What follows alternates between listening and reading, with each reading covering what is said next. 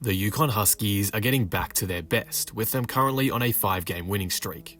The streak began in impressive fashion, with 2 dominant and confidence-boosting victories over ranked sides in the number 24 UNC and number 18 Louisville respectively. There have been some clear adjustments made that have steadied the once rocking ship in stores. And now, as they begin conference play, there's hope this momentum could potentially build into something special. So, what's changed? How are Yukon turning their season around?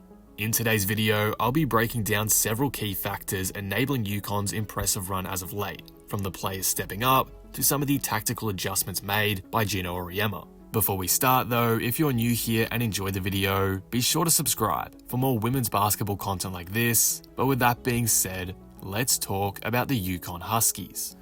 Let's start with the tactical changes first, and to me, the biggest alteration to Yukon's system as of late has been finally allowing Paige Bueckers to be the predominant ball handler and offensive initiator from the get-go. It's an adjustment a lot of Yukon fans have been calling for, and one that's instantly been a help in steadying the ship and getting the season back on track. With Paige controlling the offense, Yukon come across as a more confident team on that end, and Paige is able to get into the flow of the game much quicker, which is important considering how unparalleled her offensive talent is compared to everyone else on the roster. Yukon have still been running sets like this, with Paige being the receiver of DHOs up high, moving off ball to start a set. But with the reduced frequency of these as of late, they've become more efficient as they're less predictable for the defense to anticipate. So here in this instance, Paige is able to catch a direct opponent off guard as she explodes out to the waiting Edwards, getting a step on her, therefore allowing her to pull up in the mid-range freely, where she is so efficient shooting from. It's good to incorporate these sets here and there as it diversifies the offense for sure, but as I've mentioned in previous videos, having Paige immediately initiate a quick action as she first approaches the 3-point line in a possession enables her to get downhill and attack the defense who may not be completely set up yet, creating a ton of great looks for Bueckers and her teammates. It changes the dynamic of a possession, turning what could be a slower possession into transition-like opportunities. Lately, these opportunities are being realized more regularly, particularly in the games against UNC and Louisville, and it's allowed Yukon's offense to be potent from the moment they cross the half-court line. Like here, on back-to-back possessions against Louisville, Paige has the freedom to take on her direct opponent, firstly crossing over her guard and diving into the paint ahead of them, gifting herself a nice jump shot a few feet from the basket. Then immediately after a stop on the next play, she takes on the poorly set up Louisville transition defense. Recognizing the miscommunication between the Cardinals defender that, as you can see in this screenshot, had resulted in Paige being triple teamed, she dishes a no-look pass to Aaliyah Edwards for an uncontested layup. It's simply amazing reading of the floor and playmaking from Paige, and also a great understanding of when to take the game on.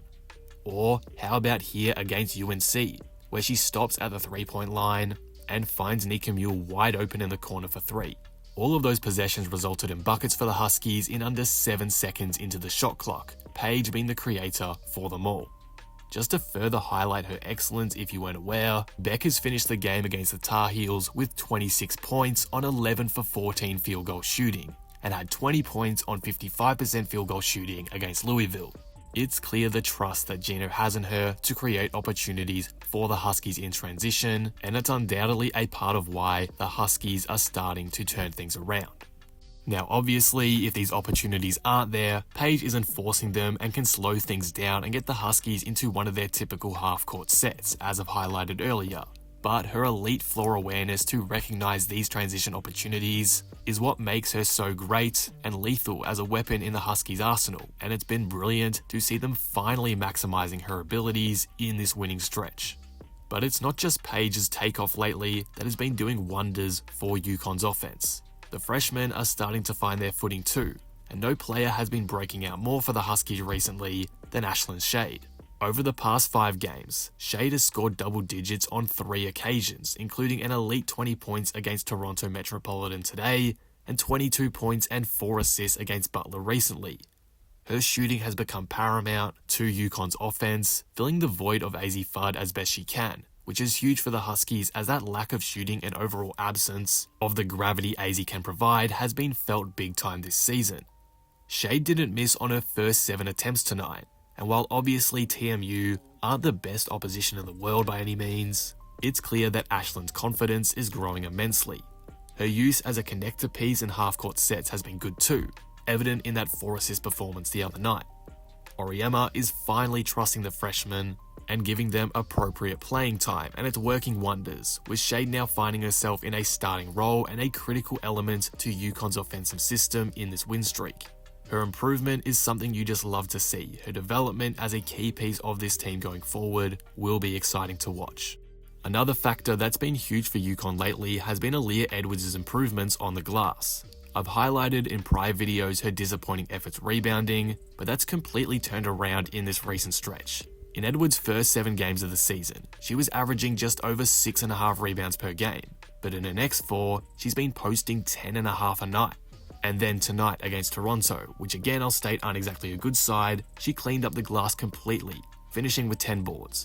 The Huskies have struggled to win the glass battle all season, so to see this kind of production is fantastic and will be immense for their success if it can continue. Scoring-wise, Edwards has probably been the Huskies' most consistent option this season, and I think that deserves some credit as well. Sure, UConn was struggling, but Aaliyah has been posting an efficient 16 points a game all year, and her range continues to extend, regularly knocking down mid-range shots. I think if she can get to the free throw line a bit more, and obviously continue hunting those rebounds, that level of aggression will be perfect for UConn's charge into March.